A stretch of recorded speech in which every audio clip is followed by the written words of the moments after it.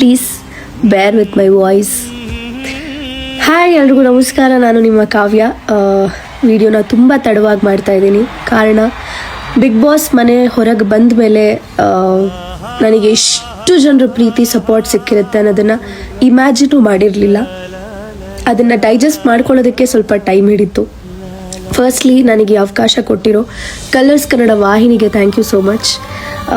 Honestly ಹೇಳಬೇಕಂದ್ರೆ ನಾನು big boss ಮನೆ ಒಳಗೆ ಹೋಗೋಕ್ಕೆ ಮುಂಚೆ PRs ಇಲ್ಲದೆ ಜನರಿಗೆ ರೀಚ್ ಆಗೋದು ಸ್ವಲ್ಪ ಕಷ್ಟ ಅಂತ ಒಂದಿಷ್ಟು ಫೀಡ್ಬ್ಯಾಕ್ಸ್ ಬಂದಿತ್ತು. ಬಟ್ ನಾನು ಧೈರ್ಯ ಮಾಡಿ ಪರವಾಗಿಲ್ಲ, ಎಷ್ಟು ಜನಕ್ಕೆ ರೀಚ್ ಆಗುತ್ತೋ ಆಗಲಿ, ಎಷ್ಟು ದಿನ ಒಳಗಡೆ ಇರ್ಬೋದು, ಇದ್ದು ಬರೋಣ ಅನ್ನೋ ಒಂದು ಮೈಂಡ್ಸೆಟ್ಟಲ್ಲೇ ಹೋಗಿದ್ದೆ.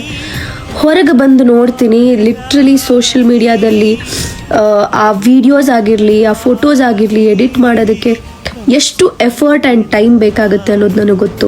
ಪ್ರತಿಯೊಂದು ವಿಡಿಯೋಗೆ, ಪ್ರತಿಯೊಂದು ಫೋಟೋಗೆ ನೀವು ನಿಮ್ಮ ಟೈಮ್ ಆ್ಯಂಡ್ ಎಫರ್ಟ್ ಹಾಕಿದ್ದೀರಲ್ಲ, ಅದಕ್ಕೆ ಹ್ಯಾಟ್ಸ್ ಆಫ್ ಹೇಳೋಕ್ಕೆ ಇಷ್ಟಪಡ್ತೀನಿ. ಮನೆ ಹತ್ರ ಸಾಕಷ್ಟು ಜನ ಬಂದ್ರಿ, ಫೋಟೋ ಫ್ರೇಮ್ಸ್ ತಂದುಕೊಟ್ರಿ, ಫ್ಲವರ್ಸ್, ಎಷ್ಟೋ ಜನ ಅಪ್ಪಂದರು ಬಂದು ನಿನ್ನ ನೋಡಿದ್ರೆ ನನ್ನ ಮಗಳನ್ನ ನೋಡ್ದಂಗೆ ಆಗುತ್ತೆ ಅಂತ ಹೇಳಿ ಹೂವು, ಹಣ್ಣು, ಸೀರೆ, ಅರಿಶಿನ, ಕುಂಕುಮ ಎಲ್ಲ ತಂದುಕೊಡ್ತಾ ಇದ್ದೀರ. ಒಂಥರ ಆ ಪ್ರೀತಿ ಸಿಗ್ತಿದೆಯಲ್ಲ, I am like speechless.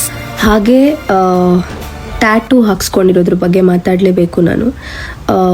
No, I am not entertaining this. ನಾನು ಎಂಟರ್ಟೈನ್ ಮಾಡ್ತಿಲ್ಲ. ಬಟ್ ನಿಮಗೆ ಎಷ್ಟು ಖುಷಿ ಆಗುತ್ತೋ, ಒಬ್ಬರು ನಮ್ಮ ಅಂದರೆ ಲೈಫ್ ಲಾಂಗ್ ನಿಮ್ಮ ಸ್ಕಿನ್ ಮೇಲೆ ಆ ಟ್ಯಾಟೂ ಇರುತ್ತೆ, ಅದಷ್ಟು ಪ್ರೀತಿ ಕೊಡ್ತಾ ಇದ್ದೀರಾ ಅಂತ ಎಷ್ಟು ಖುಷಿ ಆಗುತ್ತೋ, ಅಟ್ ದ ಸೇಮ್ ಟೈಮ್ ಬೇಜಾರು ಕೂಡ ಆಗುತ್ತೆ. ಬಿಕಾಸ್ ಬೇಡ ಅಂತ ಅಂದರೆ ನೀವು ಜೆನ್ಯೂನಾಗಿ ಬಂದು ಖುಷಿಯಿಂದ ಮಾತಾಡ್ಸ್ತಿರಲ್ಲ, ನನಗೆ ಅದಕ್ಕಿಂತ ಹೆಚ್ಚಿಗೆ ಇನ್ನೇನೂ ಬೇಡ. ದಯವಿಟ್ಟು ಆ ಥರದ್ದು ಒಂದು ಡೆಸಿಷನ್ಸ್ ಮಾಡೋದು ಬೇಡ ಅಂತ ಕೇಳ್ಕೊತೀನಿ ನಾನು.